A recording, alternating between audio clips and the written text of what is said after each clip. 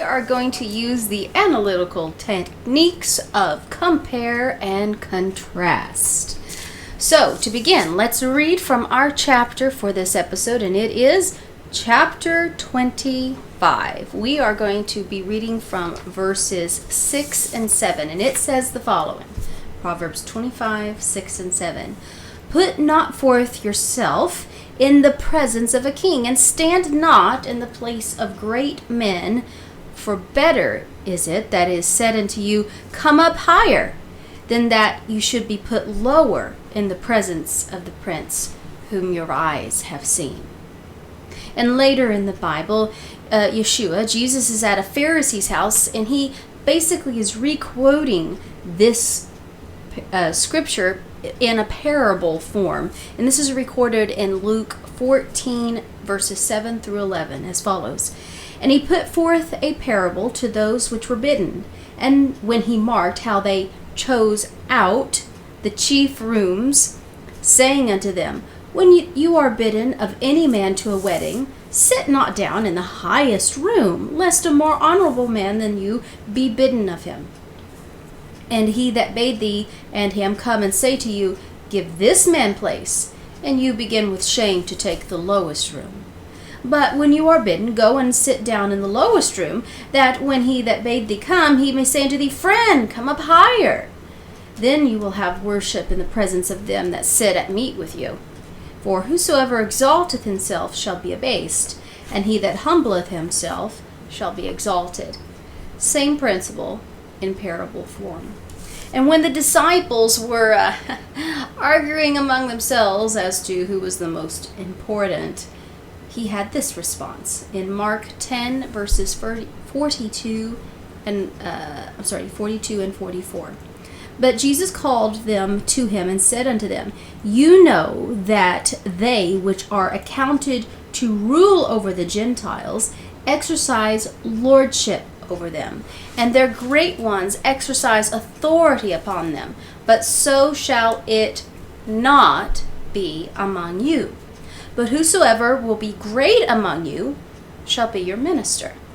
And whosoever of you will be the chiefest shall be servant of all. For even the Son of Man came not to be ministered unto, but to minister, and to give his life a ransom for many.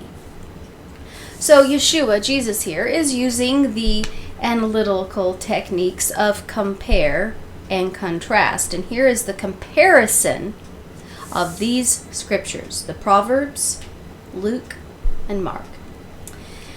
There are promotions and positions of leadership.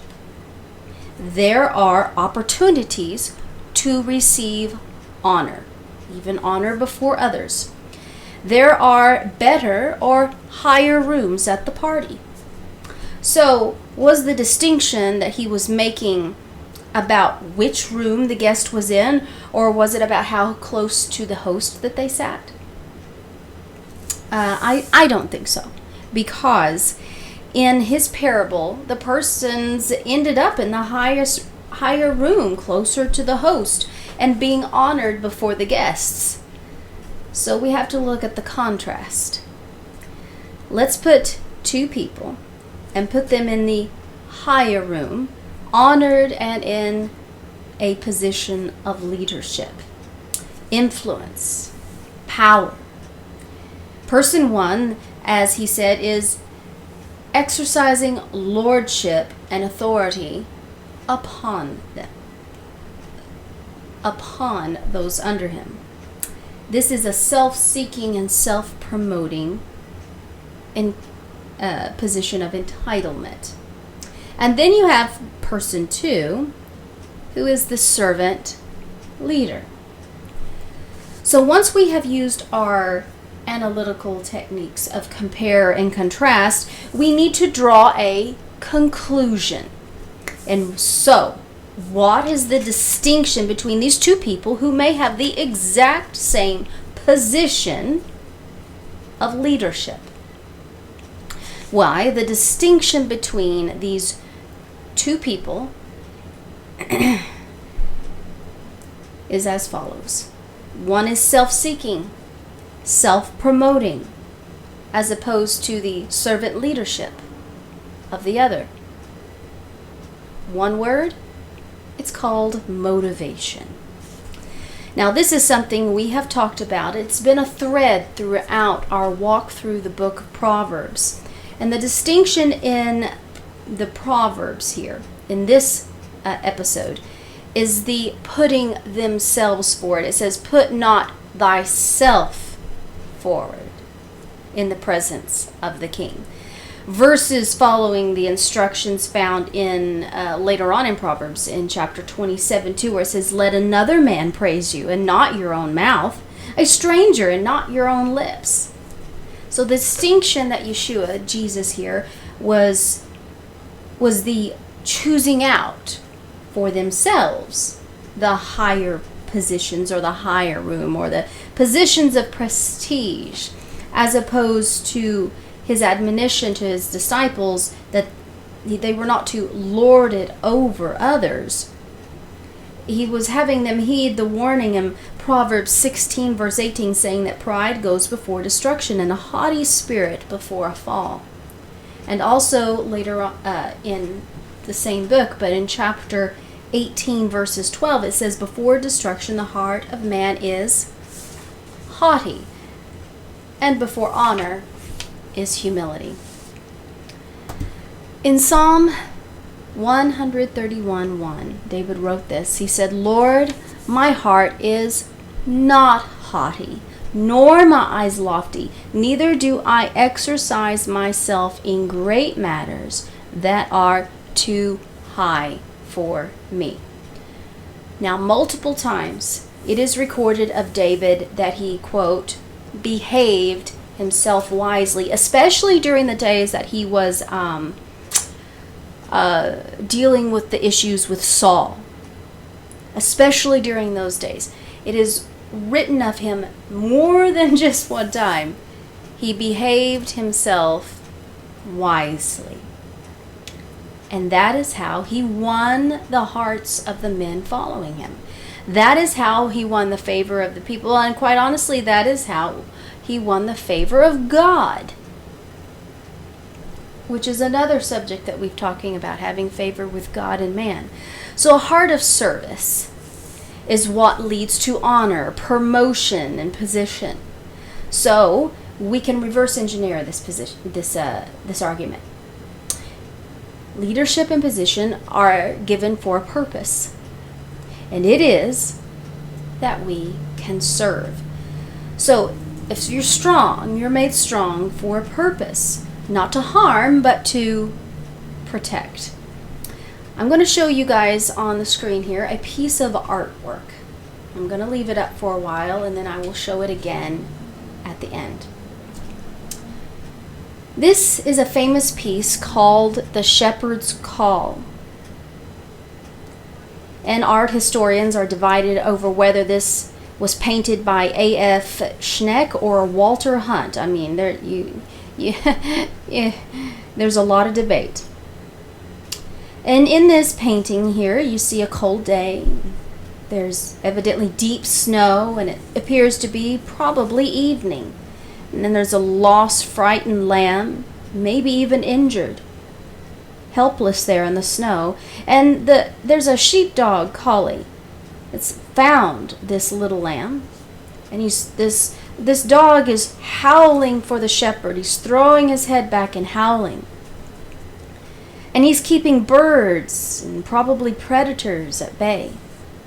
Now I want you to look at this. What do you think is the most predictable creature that you would expect to be sneaking around the bush any moment after this, quote, photo, this painting was taken? What creature do you imagine is the most likely to come creeping around the edge of a bush or behind a rock? I know what I think. I think a wolf. So let's do our compare and contrast again. Comparison. The sheepdog is a collie, and the wolf. They are both the exact same creatures. They are both canines. They both have big, sharp, scary-looking teeth. And they are both much higher on the food chain than the little lamb. Now for the contrast. The wolf seeks the sheep for what? Well, let's just say for his own interests. Let's just say that. Versus the sheepdog, the collie here in this painting, finds the sheep to protect the sheep. The distinction between this collie, the sheepdog, and the wolf is their motivation. The distinction is that one is using their strength and position to harm, and one is using their strength and position to protect. So I'm sure you guys have heard of the following analogy, but for those of you who haven't, I'm going to do it. What's the difference between, say, a soldier, an officer, or a good guy, broad term, and the bad guy? Let's make it very stereotypical. Even put it in whatever movie setting that you think that comes to your mind, be it a superhero or a western or whatever. Let's make them both stereotypically like really tough guys, okay? And they're armed to the teeth. Kind of like these two dogs have lots of big sharp teeth. Well, again, the distinction between the good guy and the bad guy is not their power, not their not anything like that. It's their motivation, what they're doing with it.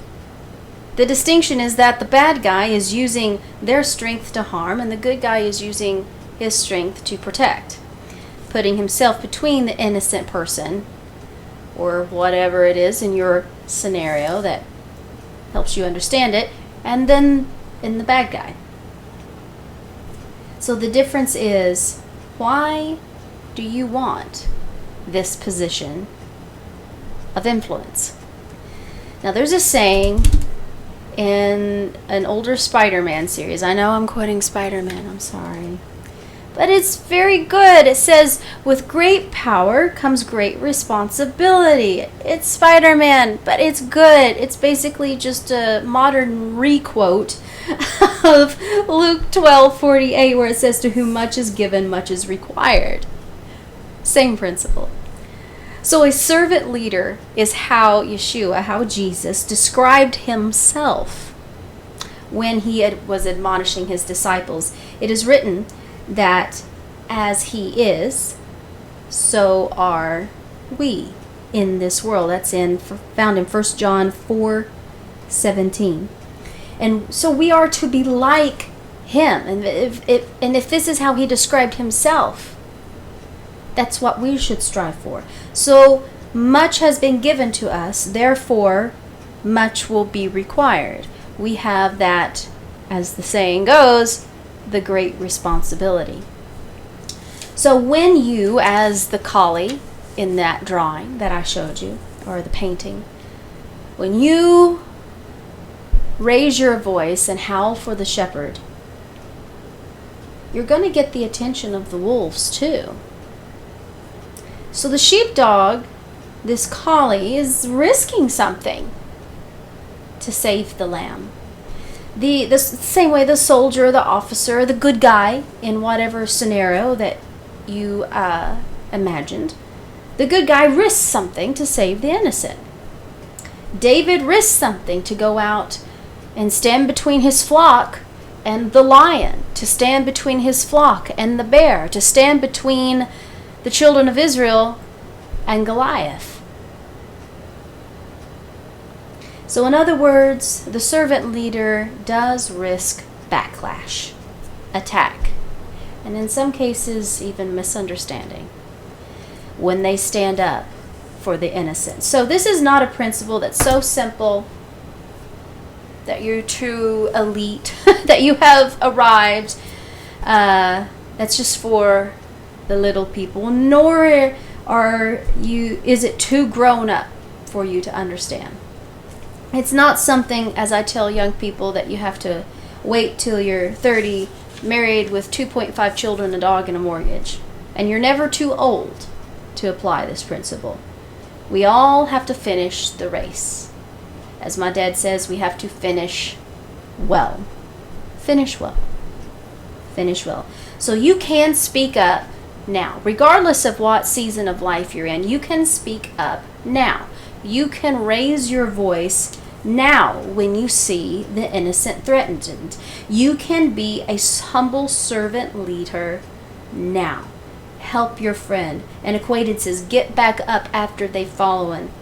Be that encourager instead of being a wolf and kicking someone while they're down.